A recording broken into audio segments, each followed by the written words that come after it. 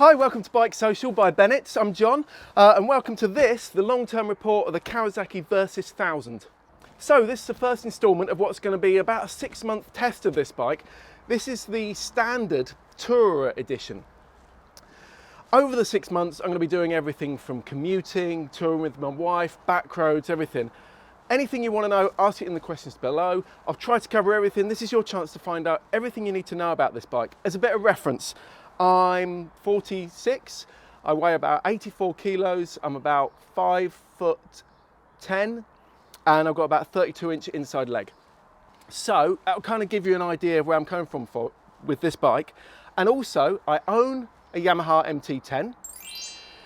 I've previously owned before that a KTM 1050 Adventure, and through my biking life, I've had about 18 bikes now. I nearly bought a Versys 650 at one point, but I bought the KTM 1050 Adventure in the end anyway. So this one, first impressions, what do I think? Well, having been on the launch of the SE model, I really loved it.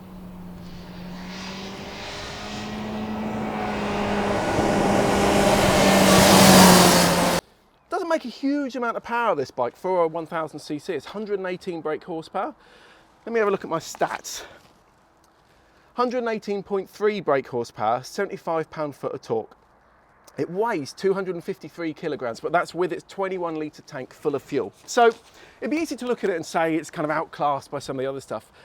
But honestly, on the launch, I was so impressed with how this rode, how comfortable and easy it is to ride.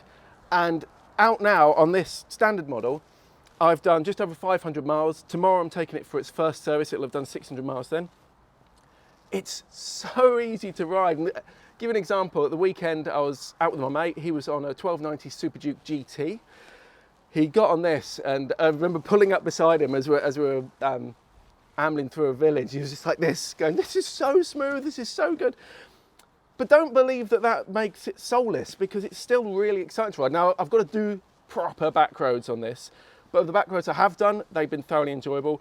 The suspension, which is completely standard suspension on here. You've got some adjustment, but we'll go into that more deeply later. Compared to the SE model, what you're losing here, especially, is the semi-active suspension. Now, it's very good on the launch, but so far, over only 500 miles, it's been great. Little bit of lightness and movement at high speed, but on the back roads I've done so far, been very good. What I really like is the fact that without the semi-active suspension, besides saving a good chunk of cash, you get this huge amount of space under the seat where the pump and everything would go for the semi-active suspension. So I've got a chain, a lock, some bungee straps, and a complete puncture repair kit in here, and I've still got some space. So I love that. And talking of practicality, I love the fact that the seat goes on easily. I love that it's got a centre stand. My mates used to take the mick out of me. I love centre stands. They just make life so much easier. And I want to get a top box for this. This is the Tourer edition. So it comes with the panniers. It also comes with these brilliant handguards. I'm sad to say that recording this in June, the last week, I've really needed those handguards. And something I really did miss over the SE edition, which has heated grips as standard, I missed those in June. But anyway, yeah, panniers are great. You can fit a full face lid in each pannier. But because I do a lot of filtering, a lot of getting through city stuff, while you can get through, you're a little bit more aware of them. You kind of have to be a little bit more careful. So I do actually really like a top box. Buying the top box separately with the Tourer edition is cheaper than going for the Grand Tourer, which includes the top box full luggage, crash guards, and some other parts that just put that price up a bit. Still great options, got the spotlights and everything, but for me, I just want that top box. So handling's been great. Economy, I've been getting about 45 miles per gallon over this. Again, only 500 miles.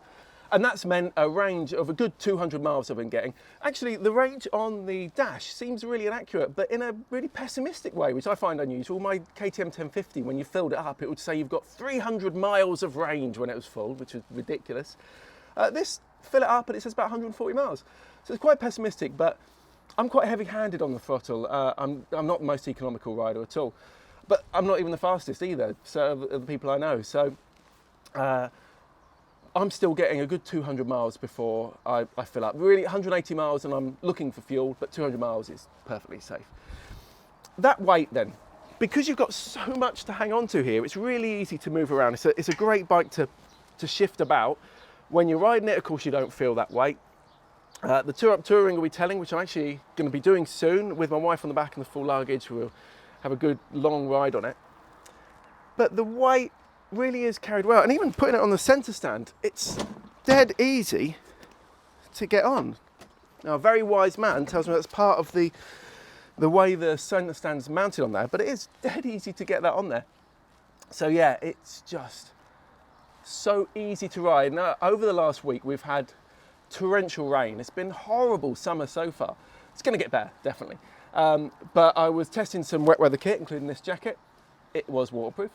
So did 100 miles just up and down the motorway, just to get myself properly drenched.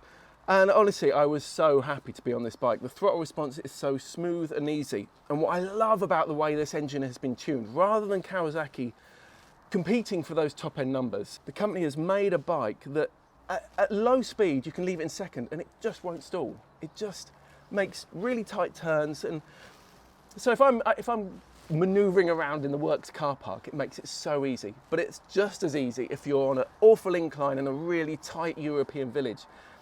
It's a brilliant little thing to have as a tourer. Honestly, I can't stress how much easier this feels to ride. Even the 1050 Adventure I had for 3 years. At higher speed, you can just leave it in 5th or 6th. It's so easy, but please don't think that makes it soulless, because so far I am genuinely really impressed with this bike. So next we'll have coming up the build quality. So we'll have a closer look at it.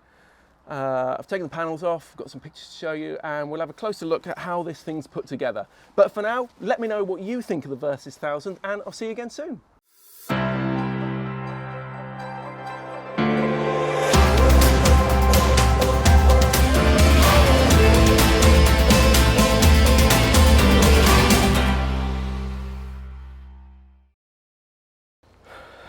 Mwah.